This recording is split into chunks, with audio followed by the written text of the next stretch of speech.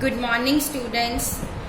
Management accounting दे विच अज असी नवा चैप्टर स्टार्ट करना आ human resource accounting. Students, human resources एक ऑर्गेनाइजेशन दे लिए बहुत ही इंपॉर्टेंट होंदे आ क्योंकि उस ऑर्गेनाइजेशन की एफिशिएंसी उन्होंने प्रॉफिटेबिलिटी जिहड़ी आ उत्थों दे ह्यूमन रिसोर्सिस ते डिपेंड करती आ।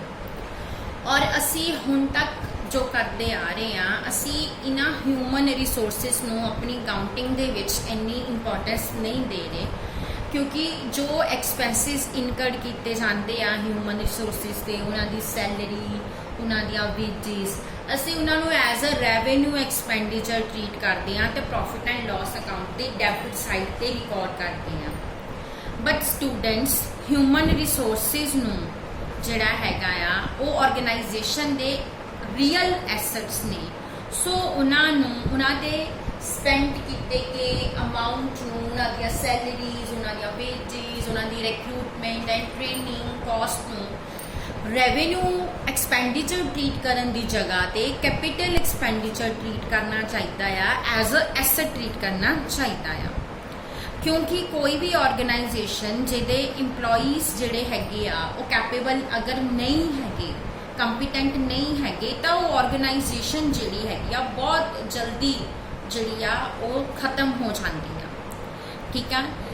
सो जिहड़ा हैनरी फ्योल आ ओके जदों उन्हें कहंदे फ्रेंच मैनेजर सी वो जदों उन्हें कंपनी एक पर्टिकुलर कंपनी का चार्ज लिया सी तो वो कंपनी जिहड़ी आ बैंकरप्ट होने दे कगार ते सीगी। ठीक है।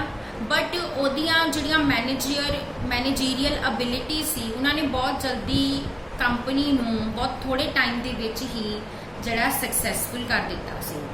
सो ह्यूमन रिसोर्सिस नूं कदी भी अज तक प्रॉपरली वैल्यू नहीं किया गया बट उन्होंने प्रॉपरली वैल्यू करना जरूरी है। हुण मीनिंग की आ ह्यूमन रिसोर्स अकाउंटिंग असी पढ़नी आ। ह्यूमन रिसोर्स अकाउंटिंग हुंदी की आ? Human resource accounting managerial accounting दी ओ ब्रांच आ is that branch of managerial accounting which involves the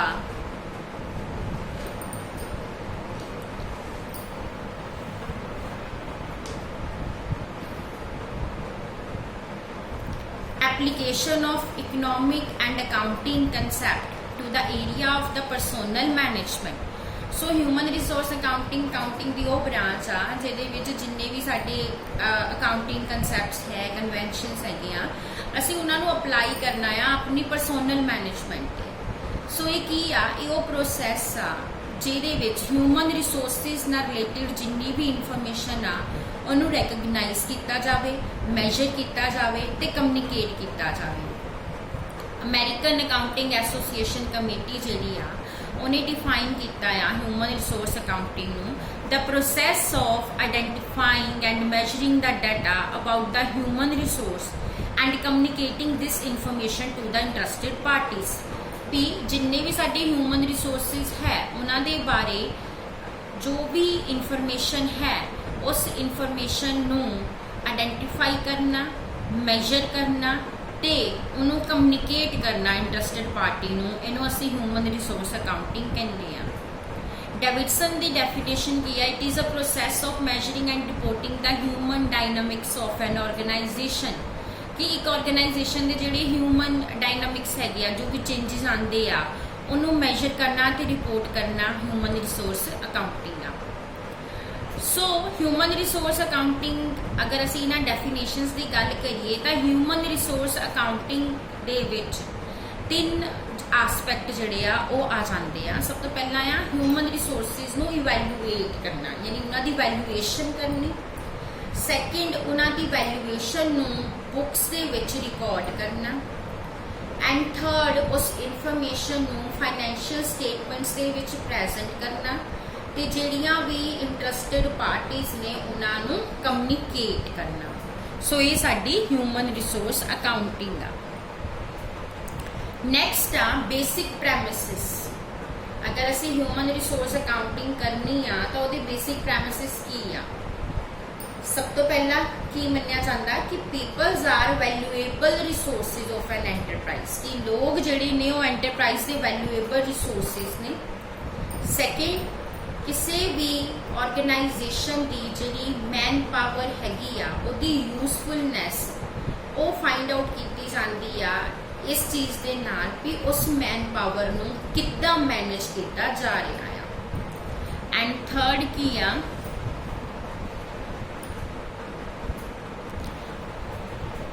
human resources पे जो भी इन्वेस्टमेंट की जाती आ और उहदी जो भी वैल्यू आ वो ऑर्गेनाइजेशन नूं अपने डिसीजन लैन दे विच यूज करनी चाहिए।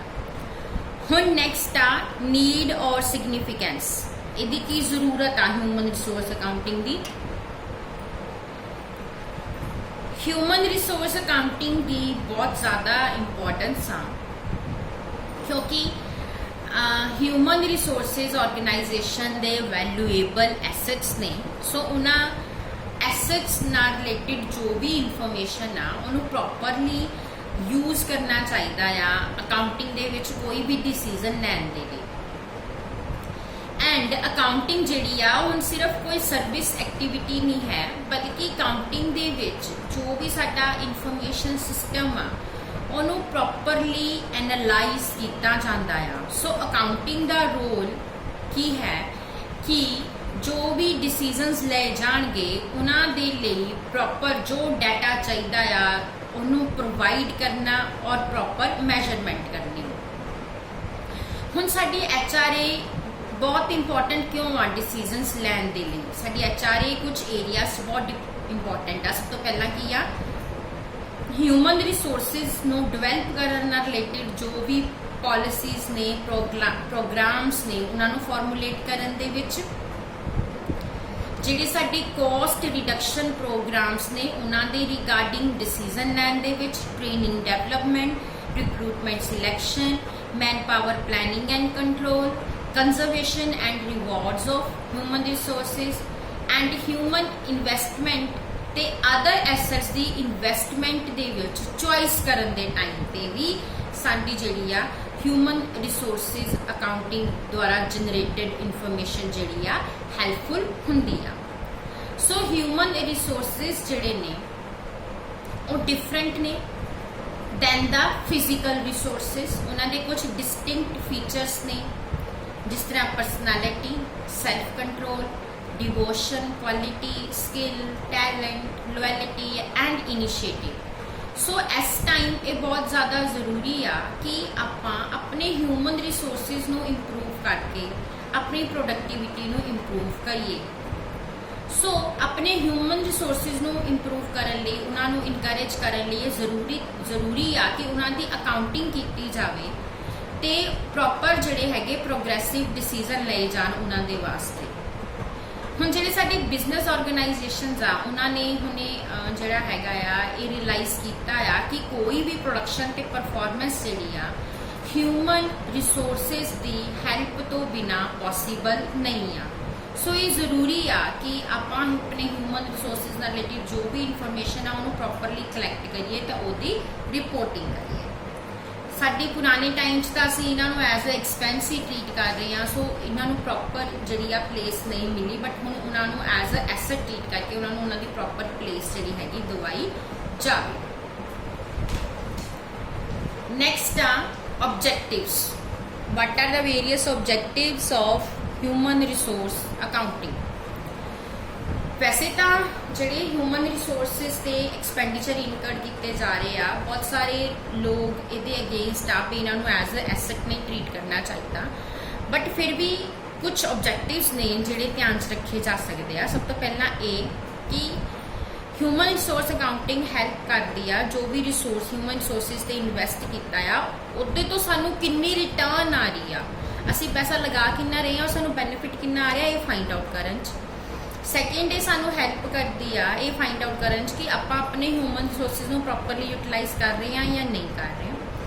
थर्ड, ये ह्यूमन रिसोर्सिस बारे क्वांटिटेटिव नंबर्स इन्फॉर्मेशन प्रोवाइड करती है जिहदे नाल मैनेजर्स जिहड़े ने और इन्वेस्टर्स जिहड़े ने वो वेरीअस डिसीजनस लै सकते हैं। एंड फोर्थ की आ कि ਇਹਦਾ ਇੱਕ ਆਬਜੈਕਟਿਵ ਇਹ ਵੀ ਆ ਕਿ ਹਿਊਮਨ ਰਿਸੋਰਸਿਸ ਦੀ ਵਰਥ ਜਿਹੜੀ ਹੈਗੀ ਆ ਉਹਨੂੰ ਕਮਿਊਨੀਕੇਟ ਕੀਤਾ ਜਾਵੇ। ਇਸ ਤੋਂ ਇਲਾਵਾ ਕੁਝ ਹੋਰ ਆਬਜੈਕਟਿਵਸ ਰੈਂਸਿਸ ਲਾਈਕਟ ਨੇ ਦਿੱਤੇ ਆ ਕਿ ਜਿਹੜੇ ਸਾਡੇ ਮੈਨੇਜਮੈਂਟ ਆ ਉਹਨੂੰ ਡਿਸੀਜ਼ਨ ਲੈਣ ਦੇ ਵਿੱਚ ਜਿਹੜੀ ਆ ਅਗਰ ਇਹ ਇਨਫੋਰਮੇਸ਼ਨ ਪ੍ਰੋਵਾਈਡ ਕੀਤੀ ਜਾਵੇ, ਹਿਊਮਨ ਰਿਸੋਰਸਿਸ ਦੀ ਕਾਸਟ ਦੀ ਇਨਫੋਰਮੇਸ਼ਨ ਪ੍ਰੋਵਾਈਡ ਕੀਤੀ ਜਾਵੇ ਤਾਂ ਉਹ ਬੈਟਰ ਡਿਸੀਜ਼ਨਸ ਲੈ ਸਕਦੇ ਆ।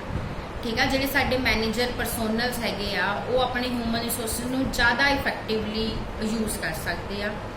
ਜਿਹੜੇ ਸਾਡੇ ਐਸੈਟਸ ਨੇ ਅਸੀਂ ਉਹਨਾਂ ਨੂੰ ਮੋਰ ਇਫੈਕਟਿਵਲੀ ਕੰਟਰੋਲ ਕਰ ਸਕਦੇ ਆ। ਔਰ ਜਿਹੜੇ ਸਾਡੇ ਮੈਨੇਜਮੈਂਟ ਦੇ ਪ੍ਰਿੰਸੀਪਲਸ ਨੇ ਉਹਨਾਂ ਨੂੰ ਡਿਵੈਲਪ ਕਰਨ ਦੇ ਵਿੱਚ ਵੀ ਹੈਲਪ ਜਿਹੜੀ ਆ ਹੋਏਗੀ। ਨੈਕਸਟ ਹੈ ਐਡਵਾਂਟੇजेस। ਹਿਊਮਨ ਰਿਸੋਰਸ ਅਕਾਊਂਟਿੰਗ ਦੇ ਕੀ ਐਡਵਾਂਟੇजेस ਨੇ। ਹਿਊਮਨ ਰਿਸੋਰਸ ਅਕਾਊਂਟਿੰਗ ਜਿਹੜੀ ਹੈਗੀ ਆ ਉਹ ਬਹੁਤ ਜ਼ਿਆਦਾ ਹੀ ਐਡਵਾਂਟੇजेस ਹੈਗੀ ਆ। ਸਭ ਤੋਂ ਪਹਿਲਾਂ ਤਾਂ ਕੀ ਆ ਕਿ human resource accounting human resources ਦੀ ਡਿਵੈਲਪਮੈਂਟ ਤੇ ਕੀ ਕਾਸਟ ਇਨਕਰ ਕੀਤੀ ਜਾ ਰਹੀ ਆ ਇਹਦੇ ਬਾਰੇ ਇਨਫੋਰਮੇਸ਼ਨ ਦਿੰਦੀ ਆ। ਸੋ ਇਹਦੇ ਨਾਲ ਮੈਨੇਜਮੈਂਟ ਨੂੰ ਇਹ ਪਤਾ ਲੱਗ ਜਾਂਦਾ ਆ ਕਿ ਅਗਰ ਲੇਬਰ ਟਰਨਓਵਰ ਹੋ ਰਹੀ ਆ, ਲੇਬਰ ਟਰਨਓਵਰ ਤੁਸੀਂ ਪੜ੍ਹੀ ਹੈ ਨਾ ਕਾਸਟ ਅਕਾਊਂਟਿੰਗ ਦੇ ਵਿੱਚ, ਜਿਹੜੇ EMPLOYEE ਸਾਡੇ ਛੱਡ ਕੇ ਚਲੇ ਜਾਂਦੇ ਆ ਤਾਂ ਉਹਦੀ ਕਾਸਟ ਕੀ ਪੈ ਰਹੀ ਆ ਆਰਗੇਨਾਈਜੇਸ਼ਨ ਨੂੰ। ਅਗਰ ਬਹੁਤ ਜ਼ਿਆਦਾ ਲੇਬਰ ਟਰਨਓਵਰ ਆ ਤਾਂ ਮੈਨੇਜਮੈਂਟ ਫਿਰ ਉਹਨੂੰ ਜਿਹੜਾ ਹੈਗਾ ਆ ਸੀਰੀਅਸਲੀ ਲਏਗੀ ਔਰ ਐਫਰਟਸ ਕਰੇਗੀ ਕਿ ਇਸ ਲੇਬਰ ਟਰਨਓਵਰ ਨੂੰ ਰਿਡਿਊਸ ਕੀਤਾ ਜਾਵੇ। ਬਟ ਮੈਨੇਜਮੈਂਟ ਤਾਂ ਹੀ ਸੀਰੀਅਸਲੀ ਲੈ ਸਕਦੀ ਆ ਅਗਰ ਉਹਨੂੰ ਲੇਬਰ ਟਰਨਓਵਰ ਦੀ ਕਾਸਟ ਪਤਾ ਹੋਏਗੀ। ਔਰ ਇਹ ਕਿੱਦਾਂ ਪਤਾ ਹੋਏਗੀ? With the help of human resource accounting. Second, ਜੋ ਅਸੀਂ ਹਿਊਮਨ ਰਿਸੋਰਸਿਸ ਦੀ ਡਿਵੈਲਪਮੈਂਟ ਤੇ ਇਨਵੈਸਟ ਕਰ ਰਹੇ ਹਾਂ ਅਸੀਂ ਉਹਨੂੰ ਕੰਪੇਅਰ ਕਰ ਸਕਦੇ ਹਾਂ ਕਿ ਸਾਨੂੰ ਰਿਜ਼ਲਟ ਕਿੰਨਾ ਮਿਲ ਰਿਹਾ, ਬੈਨੀਫਿਟ ਕਿੰਨਾ ਮਿਲ ਰਿਹਾ ਆ। ਕਿ ਅਸੀਂ ਹਿਊਮਨ ਬੀਇੰਗਸ ਤੇ ਕੋਈ ਵੇਸਟਫੁਲ ਐਕਸਪੈਂਡੀਚਰਸ ਤਾਂ ਨਹੀਂ ਕਰ ਰਹੇ ਜਿਹਨੂੰ ਅਦਰਵਾਈਜ਼ ਕਰਨ ਦੀ ਜ਼ਰੂਰਤ ਨਾ ਹੋਵੇ। ਸੋ ਐਫਰਟਸ ਕੀਤੇ ਜਾਂਦੇ ਆ ਕਿ ਇਹੋ ਜਿਹੇ ਐਕਸਪੈਂਡੀਚਰਸ ਨੂੰ ਅਵੋਇਡ ਕੀਤਾ ਜਾਵੇ ਜਿਨ੍ਹਾਂ ਦੀ ਲੋੜ ਨਹੀਂ ਹੈਗੀ। ਸੋ ਕੰਪਨੀ ਨੂੰ ਆਪਣੇ ਖੁਦ ਦੇ ਮੈਨੇਜੀਰੀਅਲ ਕੈਡਰਸ ਜਿਹੜੇ ਹੈਗੇ ਆ ਡਿਵੈਲਪ ਕਰਨੇ ਚਾਹੀਦੇ ਆ ਰਿਕਰੂਟਮੈਂਟ ਤੇ ਟ੍ਰੇਨਿੰਗ ਦੇ ਨਾਲ। ਉਹ ਟ੍ਰੇਨਡ ਪਰਸਨਸ ਨੂੰ ਵੀ ਹਾਇਰ ਕਰ ਸਕਦੀ ਆ। ਬਟ ਹੁਣ ਇੱਥੇ ਅਸੀਂ ਕਾਸਟ ਫਾਈਂਡ ਆਊਟ ਕਰਨੀ ਆ ਵੀ ਖੁਦ ਟ੍ਰੇਨਡ ਕਰਨ ਦੀ ਕਿੰਨੀ ਕਾਸਟ ਆ ਔਰ ਜਿਹੜੇ ਬਾਹਰੋਂ ਟ੍ਰੇਨਡ ਹਾਇਰ ਕਰਦੇ ਆ ਉਹਦੀ ਕਿੰਨੀ ਕਾਸਟ ਆ। ਸੋ ਅਸੀਂ ਉਹਦੇ ਅਕੋਰਡਿੰਗ ਡਿਸੀਜਨ ਜਿਹੜਾ ਲੈ ਸਕਦੇ ਆ ਕਿ ਅਸੀਂ ਆਪਣੇ EMPLOYEES ਨੂੰ ਖੁਦ ਟ੍ਰੇਨਡ ਕਰਨਾ ਹੈ ਜਾਂ ਅਸੀਂ ਟ੍ਰੇਨਡ EMPLOYEES ਹਾਇਰ ਕਰਨੇ ਆ। ਬਟ ਇਹ ਤਾਂ ਹੀ ਹੋਏਗਾ ਜੇ ਸਾਨੂੰ ਉਹਨਾਂ ਨਾਲ ਰਿਲੇਟਿਡ ਸਾਰੀ ਇਨਫੋਰਮੇਸ਼ਨ ਪਤਾ ਹੋਏਗੀ। ਉਸ ਤੋਂ ਬਾਅਦ ਥਰਡ ਹੈ ਕਿ ਜਿਹੜੀ ਸਾਡੀ ਆਪਾਂ ਰਿਟਰਨ ਕੈਲਕੂਲੇਟ ਕਰਦੇ ਹਾਂ ਇਨਵੈਸਟਮੈਂਟ ਤੇ ਉਹ ਅਸੀਂ ਸਹੀ ਤਰੀਕੇ ਨਾਲ ਤਾਂ ਹੀ ਕੈਲਕੂਲੇਟ ਕਰ ਸਕਦੇ ਹਾਂ ਅਗਰ ਅਸੀਂ ਹਿਊਮਨ ਰਿਸੋਰਸਿਸ ਤੇ ਕੀਤੀ ਗਈ ਇਨਵੈਸਟਮੈਂਟ ਨੂੰ ਵੀ ਕੰਸੀਡਰ ਕਰੀਏ। ਸੋ ਉਸ ਵੇਲੇ ਕਿਉਂਕਿ ਅਸੀਂ ਹਿਊਮਨ ਬੀਇੰਗਸ ਤੇ ਵੀ ਬਹੁਤ ਜ਼ਿਆਦਾ ਇਨਵੈਸਟ ਕਰਦੇ ਹਾਂ ਬਟ ਅਸੀਂ ਜਦੋਂ ਰਿਟਰਨ ਕੈਲਕੂਲੇਟ ਕਰਦੇ ਹਾਂ ਉਦੋਂ ਅਸੀਂ ਉਹਨੂੰ ਕੰਸੀਡਰ ਹੀ ਨਹੀਂ ਕਰਦੇ। ਸੋ ਉਹਨੂੰ ਵੀ ਕੰਸੀਡਰ ਕਰਨਾ ਚਾਹੀਦਾ ਆ। ਉਸ ਤੋਂ ਬਾਅਦ ਨੈਕਸਟ ਪੁਆਇੰਟ ਕੀ ਆ, ਇਹ ਸਾਨੂੰ ਮੈਨੇਜਮੈਂਟ ਨੂੰ ਹੈਲਪ ਕਰਦੀ ਆ ਪਰਸੋਨਲ ਪਾਲਿਸੀਜ਼ ਦੀ ਪ੍ਰੋਪਰ ਪਲਾਨਿੰਗ ਤੇ ਐਗਜ਼ੀਕਿਊਟਿੰਗ ਦੇ ਵਿੱਚ। ਮੈਨੇਜਮੈਂਟ ਜਿਹੜੀ ਆ ਹਿਊਮਨ ਰਿਸੋਰਸਿਸ ਦੀ ਟ੍ਰਾਂਸਫਰ, ਪ੍ਰਮੋਸ਼ਨ, ਟ੍ਰੇਨਿੰਗ, ਰਿਟਾਇਰਮੈਂਟ ਨਾਲ ਰਿਲੇਟਿਡ ਪ੍ਰੋਪਰ ਡਿਸੀਜਨਸ ਲੈ ਸਕਦੀ ਆ। ਫਿਫਥ ਕੀ ਆ, ਇਹ ਵੀ ਦੇਖਿਆ ਜਾਂਦਾ ਆ ਕਿ ਬਿਜ਼ਨਸ ਜਿਹੜਾ ਹੈਗਾ ਆ ਕਿ ਉਹ ਹਿਊਮਨ ਰਿਸੋਰਸਿਸ ਦੇ ਵਿੱਚ ਪ੍ਰੋਪਰਲੀ ਇਨਵੈਸਟ ਕਰ ਰਿਹਾ ਜਾਂ ਨਹੀਂ ਕਰ ਰਿਹਾ। ਇਨਵੈਸਟਮੈਂਟ ਕਿਤੇ ਐਕਸੈਸਿਵ ਤਾਂ ਨਹੀਂ, ਜ਼ਿਆਦਾ ਤਾਂ ਨਹੀਂ ਕੀਤੀ ਜਾ ਰਹੀ। ਐਂਡ ਸਿਕਸਥ, ਇਹ EMPLOYEES ਦੀ ਐਫੀਸ਼ੀਐਂਸੀ ਨੂੰ ਇੰਪਰੂਵ ਕਰਨ ਦੇ ਵਿੱਚ ਵੀ ਹੈਲਪ ਕਰਦੀ ਆ। ਸੋ ਇਹ ਸਾਰੇ ਐਡਵਾਂਟੇजेस। ਨੈਕਸਟ ਹੈ aspects and methods of human resource accounting. ਇਹ ਅਸੀਂ ਆਪਣੇ ਨੈਕਸਟ ਲੈਕਚਰ 'ਚ ਡਿਸਕਸ ਕਰਾਂਗੇ। ਥੈਂਕ